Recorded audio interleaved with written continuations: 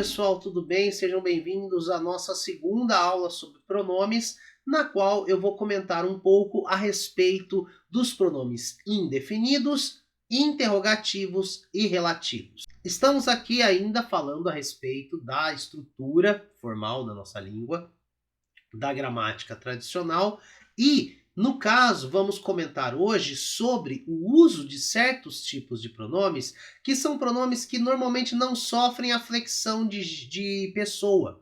São pronomes que fazem referência, em geral, à terceira pessoa gramatical. Os pronomes indefinidos fazem a função de sujeito na frase, mas de forma indefinida, tornando difícil decifrar a sua identidade. Esse é o objetivo do pronome indefinido, é não deixar claro a quem eu estou fazendo referência, tá? Por exemplo, o uso do pronome ninguém. Quando eu digo ninguém, eu estou fazendo referência a ninguém, a não existência de uma pessoa. Porém, ele é um pronome, ele tem uma função gramatical, ele é o sujeito. Ninguém faz alguma coisa, ninguém gosta de ninguém, né? É a mesma coisa com outros pronomes como algum, nenhum, todo, outro, muito, pouco, certo, vários, tanto, quanto, qualquer. Todos esses pronomes, que são pronomes variáveis, eles indicam ou a anulação da identidade, como o caso do nenhum, do ninguém, né? Você não sabe quem é a pessoa, não, porque ela não existe, na verdade, né? Ou a indefinição em si, que é o caso do algum, outro. Eu não sei quem é. Eu sei que é outro, não é esse. Mas quem? Não sei. Outro. Né? A mesma coisa acontece com os pronomes indefinidos invariáveis, como alguém, ninguém, tudo, outrem, nada, quem, cada, algo. Veja que a indefinição não é apenas você não saber, é você anular uma identidade específica. Por exemplo, tudo. Tudo é tudo, é um grupo geral de coisas, não tem uma identidade específica. Mesma coisa com cada uma das pessoas, cada um de vocês. Mas quem? Não, cada um não tem uma identidade específica. Então aqui a identidade que está sendo eliminada é a identidade específica que os pronomes como eu, ele, tu normalmente indicam. Aqui não, aqui nós temos uma indefinição da identidade.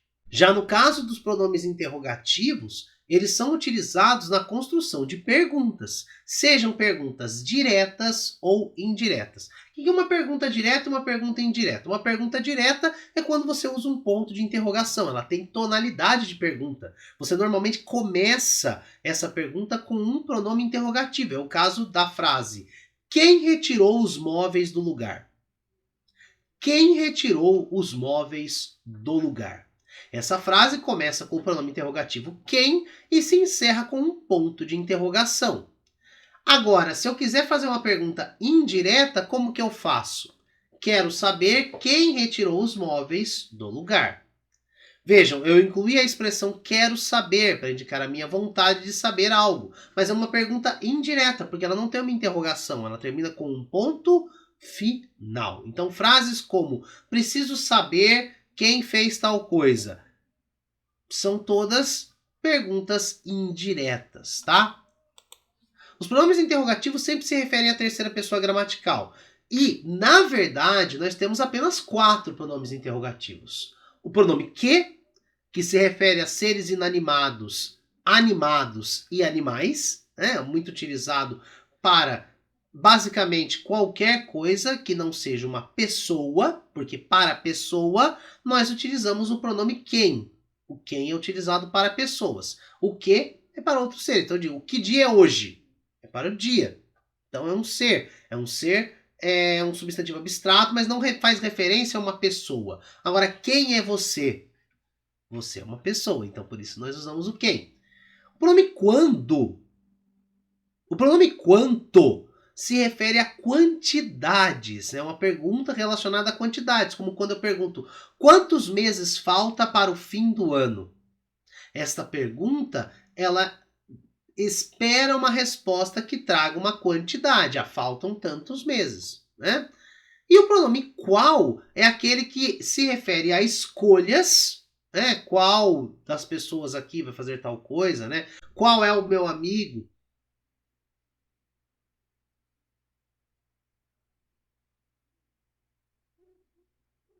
Ele se refere a escolhas, como por exemplo, qual presente você quer?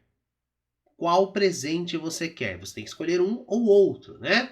E também a identificação de seres em um conjunto. Então eu viro e falo, qual é o nome daquela moça? Dentro de um conjunto de pessoas eu quero saber o nome daquela. Então, qual o nome daquela moça? Então nós temos qual, quanto, quem e que. São os 4 pronomes interrogativos. Ah, professor, mas quando eu faço pergunta com onde? Com quando? Isso não é pronome interrogativo? Na verdade, nós até podemos classificá-los como pronomes interrogativos, mas é comum, e a gramática tradicional nos orienta nesse sentido, chamá-los de advérbios interrogativos. Por quê? Porque a resposta para perguntas feitas com onde, quando, como e porquê, em geral, são respostas de tom adverbial, são adjuntos adverbiais. Então eu viro e falo, quando você vem? Sua resposta, eu venho amanhã. Amanhã é um adjunto adverbial. Como você chegou aqui? Eu vim para cá de ônibus. De ônibus é o veículo que eu utilizei, o meio, o modo como eu cheguei. É um adjunto adverbial de modo. Por quê? E assim por diante. Onde indica lugar.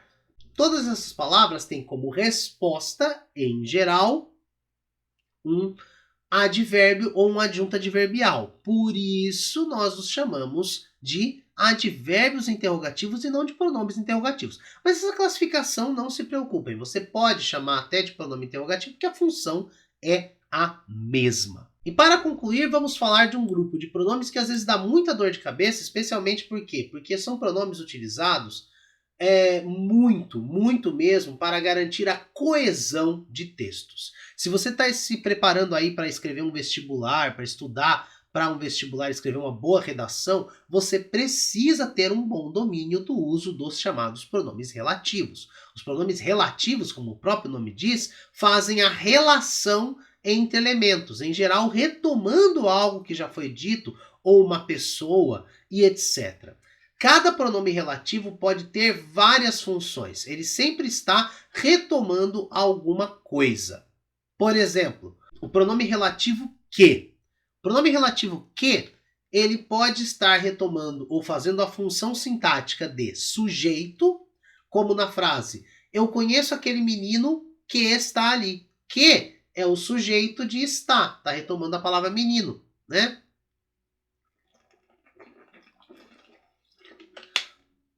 É usado para a gente evitar de escrever 2 frases, que seriam eu conheço aquele menino e aquele menino está ali. Ao invés de eu repetir aquele menino, eu troco o segundo aquele menino por quê e faço essa relação.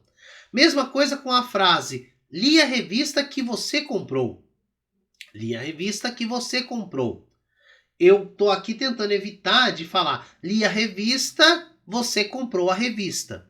Fica estranha essa frase. Então eu junto as duas utilizando um pronome relativo que. Este que, nesse caso, está fazendo a função de objeto direto, né? Você comprou a revista. Você comprou o que? Li a revista que você comprou. Ele também pode ser objeto indireto. Quando eu viro e falo o livro a que você se referiu é bom. Você se referiu a alguma coisa. Quem se refere a alguma coisa. A é uma preposição. Se refere a que. Esse que está fazendo a função de objeto indireto. Ele também pode ser complemento nominal. A única coisa de que tenho certeza é da vitória do time. Ah lá. A única coisa de que tenho certeza. Coisa de que. Né? Esse que está completando o sentido de coisa. Né? A única coisa que tenho certeza. Adjunto adverbial também é uma classificação que pode ser utilizada para os pronomes relativos, para o pronome relativo que. Quando eu digo a casa em que gostaria de morar fica longe da escola. Vejam, a casa em que é o lugar no qual eu gostaria de morar. Então esse que aqui faz a função de adjunto adverbial. E o que também pode ser predicativo. Quando eu digo tímido que era, não conseguia falar em público. Ele era tímido, né? Tímido que era. Ele não conseguia falar em público. Então, o que está no lugar do ele, né? Tímido era ele. É um predicativo. Então, nós temos que ficar atentos mais para o uso do que e para evitar exageros, porque muita gente usa o que para qualquer coisa.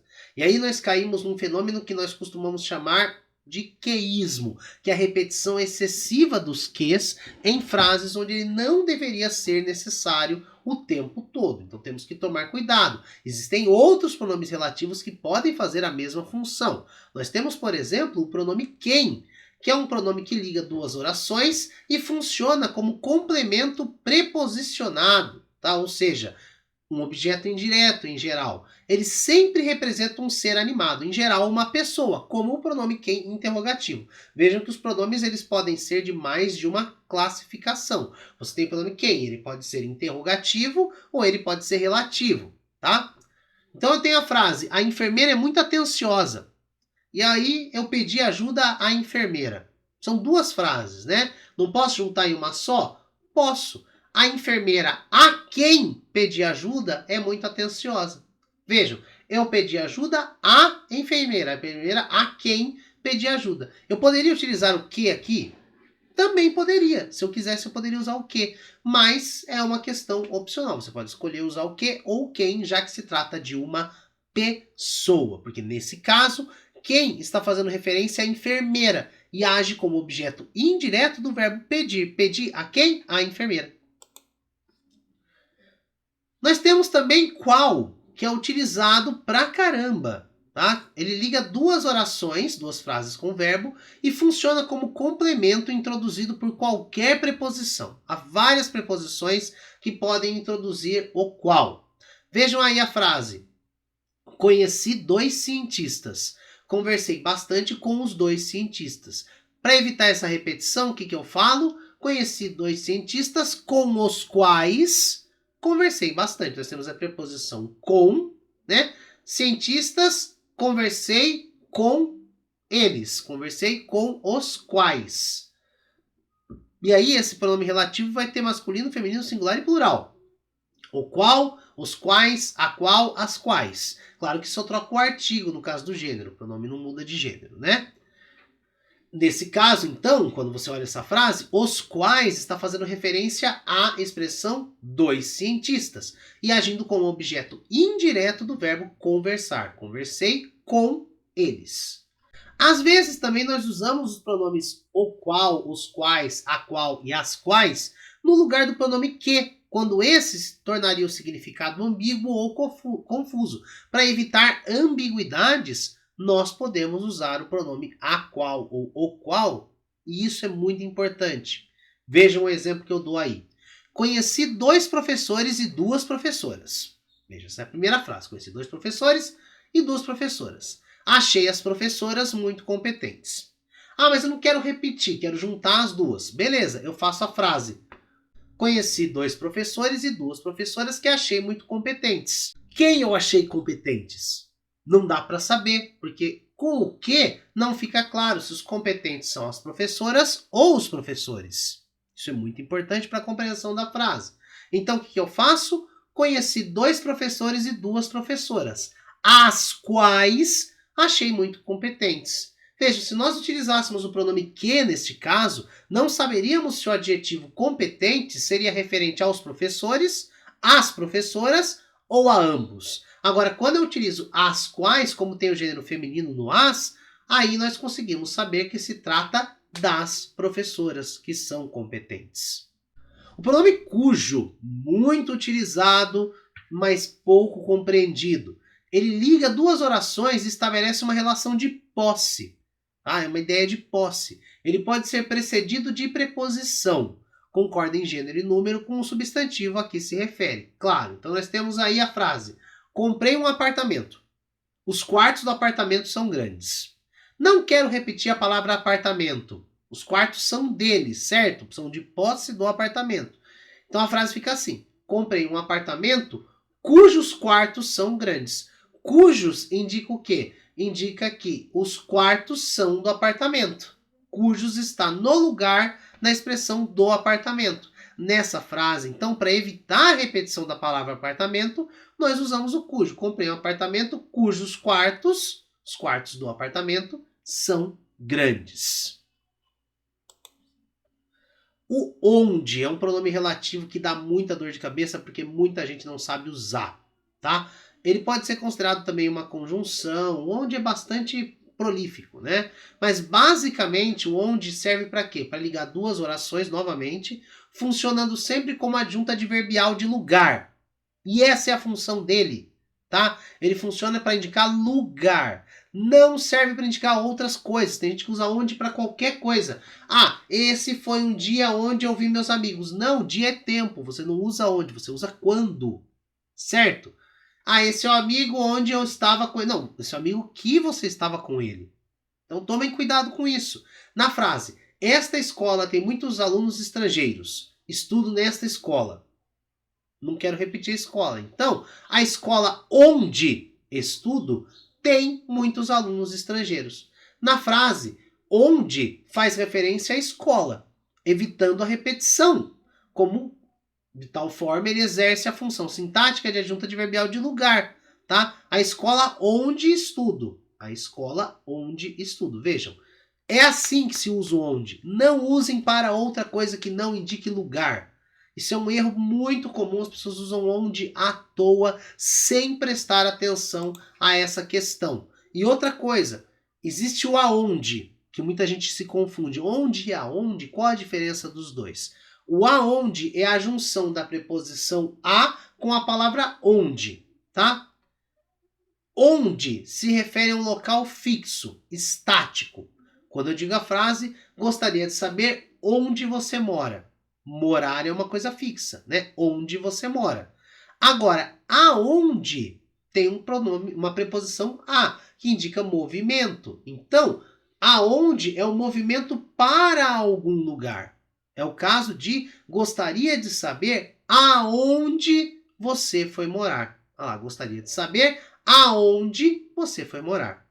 Então a gente pode contrair o onde com o a, que é uma preposição a. Quando ele se contrai com a, ele indica movimento em direção a algum lugar. Quando não tem a, é para coisas estáticas. Então não misturem. Você não fala aonde você mora, você fala onde você mora. Por quê? Porque é um lugar fixo, estático. Agora, aonde você vai, e não onde você vai. Tá? O onde, aliás, pode se contrair também com a preposição de, dando origem ao donde, né? Mas não é tão comum quanto o caso do aonde. O quando também é um pronome relativo que faz a mesma coisa que o onde, só que indicando o tempo, ligando duas orações, funcionando sempre como adjunta adverbial de tempo. Então vejam lá, na noite passada fazia muito frio. Chegamos a São Paulo na noite passada. Para que repetir na noite passada? Na noite passada, vírgula, quando chegamos a São Paulo, fazia muito frio. Nessa frase, para evitar a repetição da expressão na noite passada, usamos quando com a função de adjunto adverbial de tempo, retomando na noite passada. Na noite passada, quando, no momento em que chegamos a São Paulo, fazia muito frio. O quanto também pode ser utilizado. Ele indica, claro, a ideia de quantidade ou de comparação, sempre em relação com os pronomes tanto, tanta, todo, toda, tá? Ou tudo. Ele vai concordar em gênero e número com o pronome com o qual se relaciona. Quanto ou quanta, quantos ou quantas, tá? Então temos a frase: queria conhecer todos os museus da cidade. Visitou todos os museus que pôde. Vai repetir? Não. Queria conhecer todos os museus da cidade e visitou todos quantos pôde. Quantos museus ele pôde visitar. Então, para isso que serve o pronome quanto. Tá? Para indicar quantidade e também para fazer essa relação com uma comparação entre algo e a outra coisa. Então, eu digo, ele é tão forte quanto tal pessoa. É uma comparação. E o pronome como, também um pronome relativo, ele serve para ligar duas orações, também como todos os outros exemplos que sempre serve para ligar duas orações, e funciona sempre como um adjunto adverbial de modo. Como modo. Eu quero saber o modo como você fez alguma coisa. Seus antecedentes são as palavras modo, maneira, forma e outros sinônimos. Então a frase: a maneira como o mediador conduziu o debate foi exemplar. Vejam, a maneira como, o jeito como ele explica, me faz entender melhor as coisas. O jeito como. Então sempre tem uma palavrinha antes. Jeito, modo, maneira. A maneira como, o modo como, a forma como você trabalha demonstra grande dedicação. Então o como nunca está sozinho, está sempre acompanhado, antes dele, de palavras, modo, maneira, forma, jeito e similares. Mas é importante lembrar isso. O pronome relativo como tem a função de adjunto adverbial de modo. Bom, é uma revisão, na verdade, do que a gente estuda no ensino fundamental sobre pronomes, aprofundando aqui algumas questões que eu achei pertinentes para vocês, tá? Essa aula se encerra por aqui, espero que vocês tenham acompanhado. Fiquem atentos às atividades. Nós nos falamos na próxima aula. Um abraço e até a próxima. Tchau!